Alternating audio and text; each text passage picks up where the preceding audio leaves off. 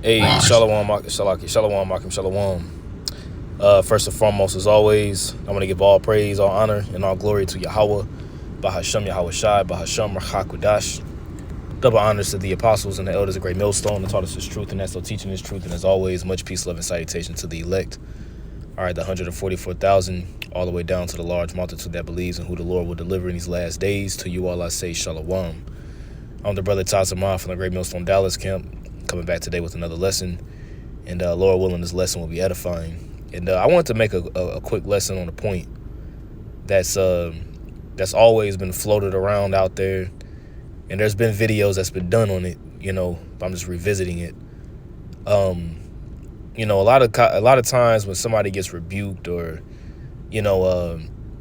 when somebody gets rebuked or another camp may get rebuked, you have a term that's being used that said, "Oh, you guys are just the Pharisees. You guys are the Pharisees, the Pharisee camp." When realistically, when you ask these individuals, first and foremost, where did the Pharisees, how are the Pharisees? What does the word Pharisee even mean? What does the word go back to? And secondly, how were the Pharisees even established? And they won't even be able to tell you. They won't even be able to rightly explain what a Pharisee means, what the word Pharisee goes back to. A lot of them don't even know that the word Pharisee even goes back to it originates from a Hebrew word. So they'll just throw this term out. You guys are the Pharisees, like this demon here on the screen. And this is another guy, that claims to be King David or the house of David, and this dude is a complete bug out. This guy on the screen here is a complete madman. Okay, this is the same nigga that was eating pork, and he gloats in the fact of how he eats unclean foods, and trying to use Leviticus 11 to justify the fact that the foods that are written, the clean and unclean foods, is specifically ceremonial foods to not put on an altar for sacrifice because their blood is unclean. Complete madness, man. But the scripture says that evil men and seducers will wax worse and worse, deceiving and yet being deceived. Okay, and this guy is just another individual, a so-called, he has a following of individuals that are following him.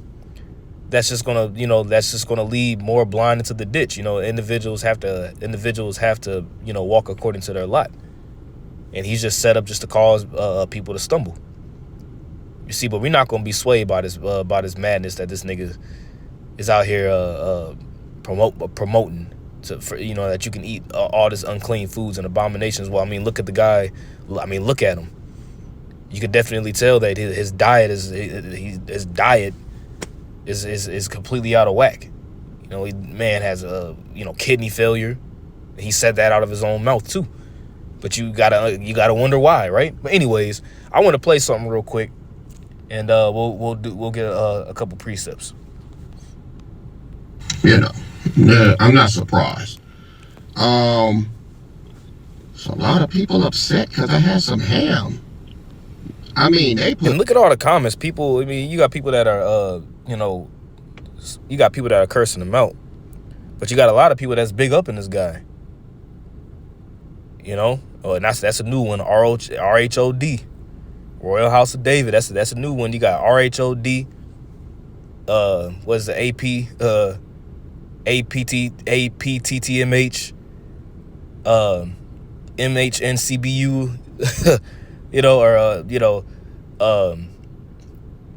MHNCB,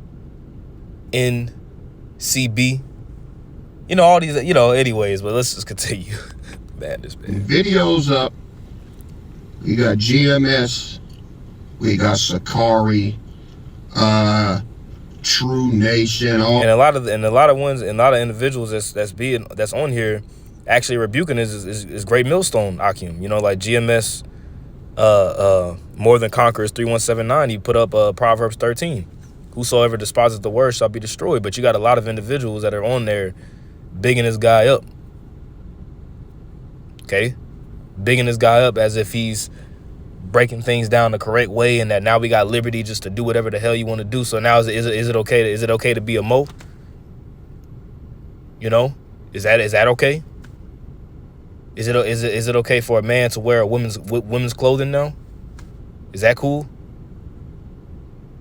Because Yahweh Shai redeemed us from the curse of the law. I guess that's cool now too, right? See, a lot of these niggas, like Yahweh Bashim Shai is allowing us to see these niggas for us to even perfect our hatred even more for the 2/3, man. Yahweh Bashim Shai is allowing us to see this madness to perfect our hatred even more, to the point to whereas when the Lord said, don't pray for him, you don't pray for a nigga like this. Anyways, let's continue. All of you Pharisee camps, all right, because that's what you are. You're Pharisees, all right. And that's the point. You know what I'm saying? And you're highly upset. That's the point. No, he says, you Pharisee camps, this, that, and the third, because you guys are Pharisees. You know, you guys are a bunch of Pharisee camps. And, you know, you have individuals that will say, oh, you guys are the wicked scribes and Pharisees. You guys are the scribes and the Pharisees. Y'all are Pharisees. Y'all a bunch of Pharisees. Well, what is the word? Once again, what does the word Pharisee go back to? What does the word Pharisee mean, and how are they even established? Okay, what does a Pharisee even go back to? Okay, so what I have here is an article. It says the Silent Centuries, the Hasmonean Dynasty, Growth and Decay, 135 to 63 BC. And if you don't know about the Hasmonean Dynasty, all right, pretty much came into play and came into power whenever you read the book of the Maccabees, that you read that in the Apocrypha. Okay, that's the Hasmonean. That was the pretty much the uprising of the Hasmonean Dynasty. So a lot of the descendants of the Hasmonean Dynasty were the scribes and the Pharisees during the time of Yahushai's time that stuck to the traditions. Okay, that stuck to the traditions of keeping the laws. Now, over time, you did have the scribes and the Pharisees that were adding, oral laws on top of laws, and pretty much adding traditions on top of the laws. Okay. Which you did have wicked scribes and Pharisees too, but not every single scribe and Pharisee was wicked. But when you actually look at the word Pharisee, technically, by the word's sake, the whole nation of Israel are Pharisees. And I'm gonna prove it. So let's actually get this here. So this is like I said, this is from an article from Zionet.com. And it says the Hasmonean Dynasty, John Hyrcanus. And you could do the research on John Hyrcanus, but John Hyrcanus, all right, was a descendant of the Maccabees within the Hasmonean Dynasty that pretty much converted Edomites to follow after Judaism. Okay?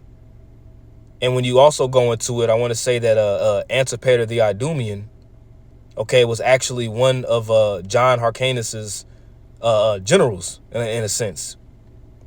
When you go into that history, which is how John Hyrcanus pretty much, Antipater the Idumean, all right, pretty much creeped up in there and formulated the Herodian dynasty, because Herod was a son of Antipater the Idumean. And you can go into that history on your own. Okay, but let's go into it. It says, I'm not going to read this whole thing, but I'm just going to read points of it, or points and parts of it. Okay, so it says, for the first several years of his rule, John Hyrcanus was little more than a pawn in the hands of Antiochus the seventh. With the death of Antiochus the seventh in 128 BC, however, the people of Judea again proclaimed and managed to achieve their independence, right? Thus began the famous Hasmonean dynasty, although some scholars insist it actually began with John's father Simon, which is actually true. During the years of his reign, John Hyrcanus concentrated on extending the borders of the new Jewish nation. He also believed in compelling the peoples he conquered to become proselytes to the Jewish religion. Hence the reason as to why you had Edomites that were actually converted into Judaism. Okay, he would forcefully circumcise all non-Jews and demand that the people of entire cities and regions comply with the Mosaic law. In each location where foreign peoples were subdued, he would leave scribes to oversee the religious affairs of the people. Pretty much like pretty much in a sense like garrisons in a sense.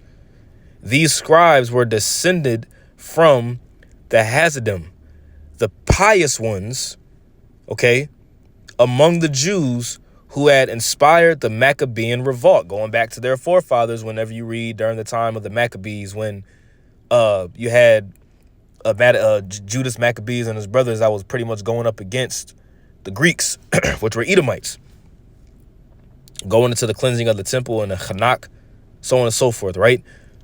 The scribes were not really interested in political or military power, because that's where you had the Sadducees come into play, which the Sadducees, all right, were individuals who pretty much were walking after the Greekish fashion in a sense. They were more so leaning in on the in the Greco-Roman way, which is, and also too, the Sadducees didn't believe in the resurrection, and they didn't believe in I want to say they didn't believe in the angels either. Okay. It says the scribes were not really interested in political or military power. They simply sought to impose religious purity and strict observance of the law, right? They were strict, uncompromising legalists. In time, they would come to be known as the Pharisees. Okay? They will come to be known as the Pharisees. Okay? So this is where the Pharisees came into play. Now you can continue reading this article because it gives you some more information on the Sadducees, and their stance.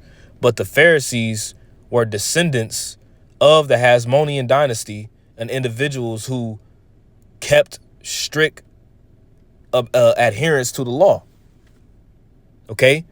Now, of course, you did have wicked scribes and Pharisees that, like I stated, pretty much took on the traditions over the law and started adding laws on top of laws, and they weren't merciful.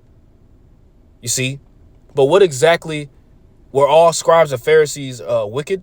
No. Not all scribes and Pharisees was wicked. Nicodemus was a Pharisee. And he came and sought Yahushua by night. Now he did do it by night because he did do it by night because he didn't want to seem consulting with Yahushua during the day, but he was a Pharisee. Gamaliel was a Pharisee. Paul was a Pharisee. You see? But having the spiritual aspect tied into it is the totality of things. Having Yahushua being pretty much the cohesive agent to bind all things together. Okay? Now, let's go to the book of Acts real quick and get Acts 5 and 34. Okay, let's start at verse 33. It says, when they heard that, they were cut to the heart and took counsel to slay them. Then stood there up one in the council, a Pharisee named Gamaliel, and this is the man that I just mentioned, a doctor of the law, had in reputation among all the people, and commanded to put the apostles forth a little space. Because this is pretty much whenever Gamaliel gave good advice. He was like, man, look, if this counsel be of men, it's not going to come to pass. But if it is of the Lord, leave these men alone. But the thing is that he was a Pharisee. Okay? And when you get the word Pharisee here, that word in the Greek is pronounced Pharisaios. Pharisaios. Strong's G 5330. Pharisaios. Pharisaios. Okay, it says a sect that seems to have started after the Jewish exile. So this is actually a sect that began to start realistically after the Babylonian captivity, going into the captivity of the Medo-Persian Empire. Okay? It says, in addition to Old Testament books, the Pharisees recognized in oral tradition a standard of belief in life. They sought for distinction Keep this word in mind here. Distinction in praise by outward observance of external rites and by outward forms of piety, and such as ceremonial washings, fastings, prayers, and almsgiving, and comparatively negligent of genuine piety. They prided themselves on their fancy good works, and that's exactly what they did. That's exactly what a lot of them were doing. That's why Yahushua cursed them out. And whenever you read in Matthew the 23rd chapter, because it was more so in the outward appearance, and they were really a lot of them were hypocrites. You see, but not all scribes or Pharisees were wicked. Okay. Now, whenever you get the root word, it's of a Hebrew origin, which the Hebrew origin of the word Pharisee goes back to the word parash. You got parasha, parash. Okay, it says to make distinct. Now, what does it mean to be distinct? To be distinct. And hey, shouts out to you already know, right? Distinct. It says recognizably different in nature from something else of a similar type. Let's read that again. Recognizably different in nature from something else something else of a similar type. Readily distinguishable by the senses. So to be distinct, all right, means to stand out. Okay, to be recognizably different. It's clearly different. Okay? So it says to make distinct, declare, distinguish, separate. Okay? To be separate. So parash means to be separate. Now, did not Yahweh B'Shem Yahushai call the Israelites to be separate? Thou art an holy people above all people that are upon the face of the earth. So realistically, when you get the word, when you think about the word Pharisee or parash, we are to be distinguished. Our laws are distinguished, all right, from the rest of these different heathen. You can read that in Deuteronomy the 4th chapter. You see, it says that we are, as a matter of fact, let me actually get that real quick. Deuteronomy the 4th chapter.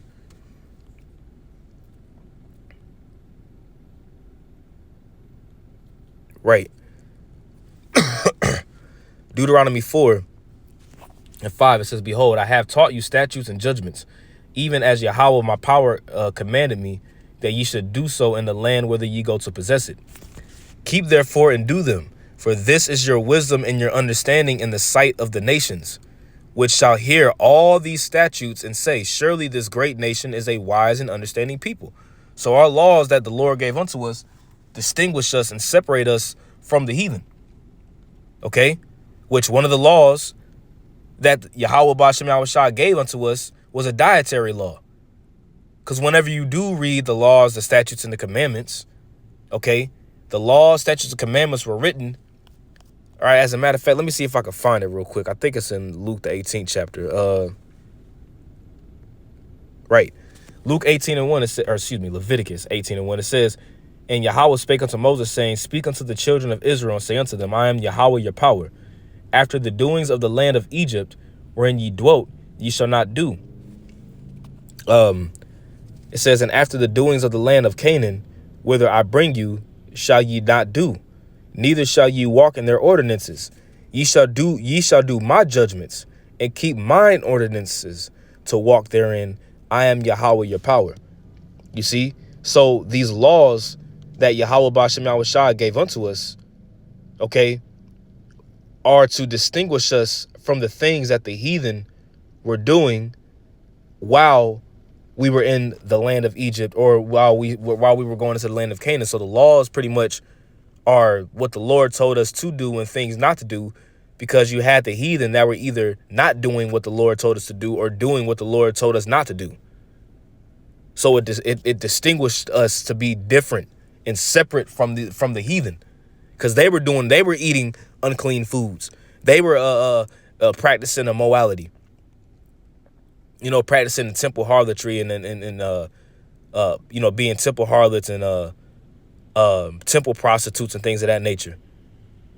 Sleeping with animals and all that stuff. That's the reason why the Lord gave us laws, because the heathen were doing those things that the Lord told us not to do, because we were to be separate, right? Verse 7, Deuteronomy 4, for what nation is there so great, who hath the Most High so nigh unto them, as Yahweh our power is in all things that we call upon him for? And what nation is there so great, that has statutes and judgments so righteous as this law, which is set before us this day? You see? So the law is what separates us, to be separated, to be distinguished amongst the nations that we were around. And the law is distinct. Okay? Let's get Nehemiah the 8th chapter real quick. This is Nehemiah chapter 8, verse 7. It says, also Jeshua and Benai and Sherebiah, Jemin, Akub, Shabbatai, Hodijah, Maaseiah, Kalida, Azariah, Jezabad, Hanan, Peliah, and the Levites, all right, which the Levites were the Loya, all right, the tribe of Levi were the ones who were to administer the law, caused the people to understand the law, right? And the people stood in their place. So they read in the book of the law of the Most High distinctly. Distinctly. That word is parash. They distinctly read in the law. They made it distinct. You see? And that's what the law does. It makes you distinct on how to maneuver and navigate. Now, can we keep the laws perfectly in this flesh? No. But Yahweh B'Shem Yahushua did not give us a green light and license to sin. Okay? Because when you eat unclean foods like pork or shellfish or things of that nature that the Lord told us not to eat, right? When you eat that, you're in transgression of the law. It's written in there for a reason. Okay? The law distinctly tells us not to do that. Even when you read in Deuteronomy, the 14th chapter, it tells you, thou shalt not eat any abominable thing.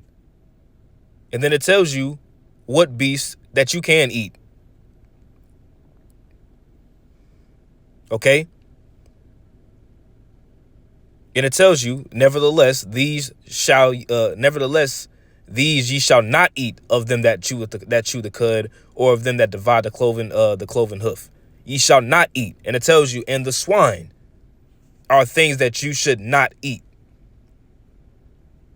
But here it is, this nigga, this big ass nigga will tell you, it's talking about ceremonially, that you're not supposed to eat it on sacrifices. So here it is, the Lord tell you not to eat it for sacrifices, but you can eat it without it when it's not a sacrifice though. You see, that's why the scripture says that a sinful man findeth an excuse according to his will. Okay? So the law makes things distinct. It separates. You see? It says, and so they read the book of the law. They read in the book in the law of the Most High distinctly, and gave the sense, and caused them to understand the reading. So that's what that word distinctly is parash. Let's read it in the NLT. They read from the book of the law of the Most High and clearly explained the meaning of what was being read, helping the people understand each passage. They were breaking the scriptures down. They was breaking the law down. Okay? Remember, the scripture says in Deuteronomy 32, when the Most High separated the sons of Adam. Okay? He separated the sons of Adam and set the bounds according to the number of the children of Israel. Point blank, period. And what separates the children of Israel and makes us distinct from all the rest of the heathen nations is what? The law that was given unto us. The covenant that was given unto us. And it really even goes further than the actual physical law. It goes to the covenant that was promised unto us with Abraham, Isaac, and Jacob. Okay? That covenant that was made. So I just want to do this lesson. You know, Lord willing, it was an edifying lesson. I want to give all praise, honor, and glory to Yahweh, Bahasham Yahushai, Bahasham Hakodash. Double honors to the apostles and elders, a great millstone that taught us his truth, and much peace, love, and salutation to the elect of Yahweh, Bahasham Yahushai. Until next time I say, Shalom.